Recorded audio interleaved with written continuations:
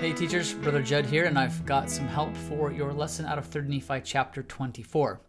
Now, 3rd Nephi chapter 24 lesson is all about tithing, but we would be amiss if we make this lesson all about money. As you well know, tithing is about faith, and it's about where our hearts are. And money, because it is so important and significant in our society, Jesus taught where a man's treasure is, there will his heart be also.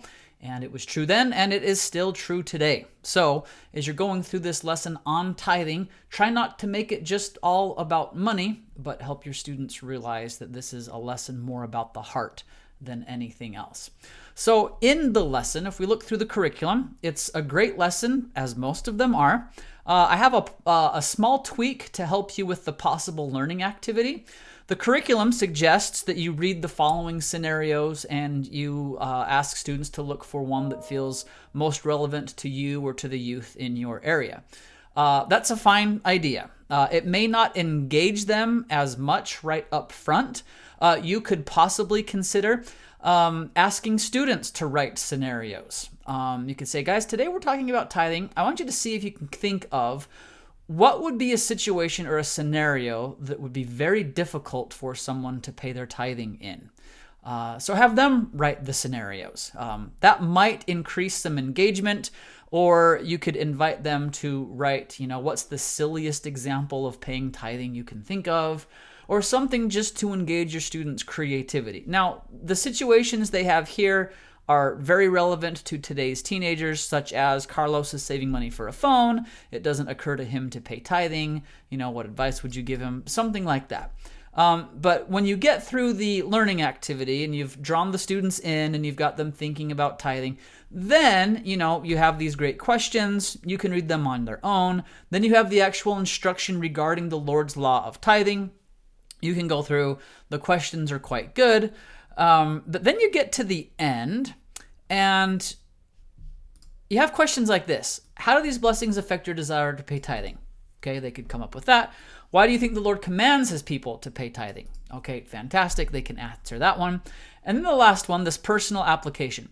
Think about what you have learned and felt today as you read the following statement by Elder David A. Bednar of the Quorum of the 12 Apostles.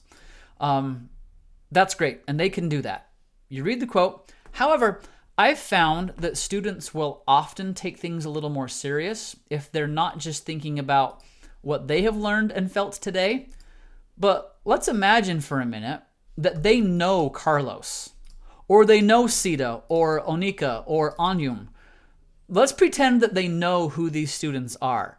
And so instead of just thinking about what you've learned and how you felt today because of what they've learned and the statement from Elder Bednar, read the Elder Bednar quote and think, okay, if you have a real life situation in your life, or you know someone who is having a difficult time paying tithing, and say, guys, I want you to write some advice, and I'm actually going to give this advice to the person that I know regarding the payment of tithing. I was teaching a lesson not on tithing, but a lesson just on patience, especially when it comes to health concerns and blessings. My mom at the time was going through some difficult health concerns, and we were talking all about miracles and healings and blessings and being patient. And I shared with my class, I said, my mom's had a lot of blessings and she still has some health concerns. We're going to talk about these things today, and at the end of the lesson, I'm going to invite you to write some advice, and I'm going to give it to my mom. And it was really, really amazing what these students came up with. And I shared them with my mom, and they were a real source of peace and comfort and faith for my mother. And then my mom wrote a general letter back to my seminary students, and I shared that with my seminary students. And wow, that was a neat day in class.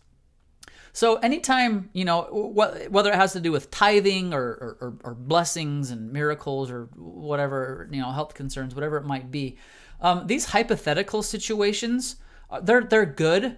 But if you have real life situations Or ask your students if they know of real life situations, and then let your students write counsel, give suggestions, recommendations to real life situations. It just makes things go down a bit deeper. And so think about the experience your students could have while they're thinking about someone in real life. And okay, I want you to read this quote from Elder Bednar, and then when you're finished with it, I want you to write some advice about tithing to your friend or to your family member that you're thinking about. He shares, the honest payment of tithing is much more than a duty. It is an important step in the process of personal sanctification. To those of you who pay your tithing, I commend you. To those of you who are presently not obeying the law of tithing, I invite you to consider the ways and repent. And to consider your ways and repent. I testify that by your obedience to this law of the Lord, the windows of heaven will be opened to you. Now, maybe your students are thinking like, geez, that seems a little strong. People who aren't paying their tithing or struggling with it, he just says, I invite you to repent. Well, you'll want to talk with them about what that means. It means to change. It means to try again. But then have your students, as suggested, write something. You could pass out 3x5 cards. You could invite them to text a person they know right there. I mean, there are all types of ways. But again, if you can invite students to not just deal in hypotheticals, but actually address what they're learning in class to someone they know in real life or to someone you know in real life, and it would be appropriate for you to share these things with that person. It's a really neat experience you can have with your students, and they'll feel like they're doing good. They're not just learning hypothetical things. They can actually turn that into action and to bless someone's life.